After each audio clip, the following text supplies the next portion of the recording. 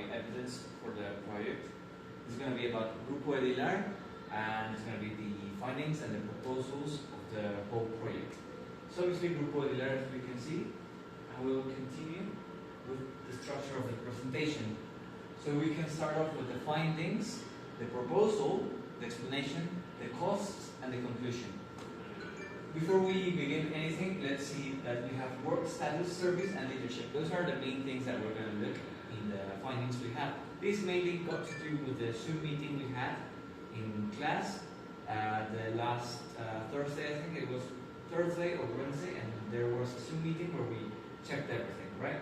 The proposals are also part of the things that they are doing, but they could do better. So they're like recommendations. The explanation, it will go further along. Costs and everything. So we can continue with the working status. So they say that they've got COVID-19 and they had a hybrid way of working. It was from home, so it was like home work. And now that the pandemic has ended, there's been a less flexibility, which is something I find weird because some work types are better when you work alone at home. Actually, there was a research done by the University of Guanajuato. This is apart from that research, but it's like perks from working home. But there was a research in the University of Guanajuato where it showed that some type of works, like researchers, have a better performance when working alone at home.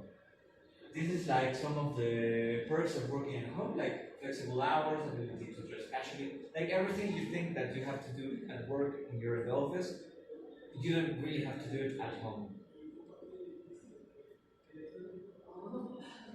The other finding we have is that there's no surveys. They used to do surveys to check the work of the workers, but now they stopped. Why? I don't know. This is actually, why did you stop doing the survey? It's important that we know this because if you return doing surveys, you can get better knowledge about how your employees are feeling.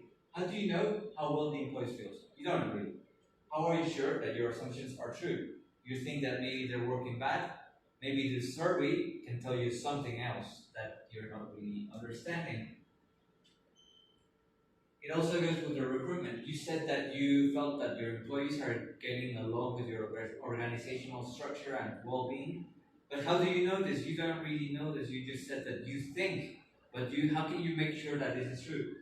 Well, you can make sure with the surveys, and the recruitment is something you can begin with. So now, one of their proposals or recommendations is the psychologist. Why?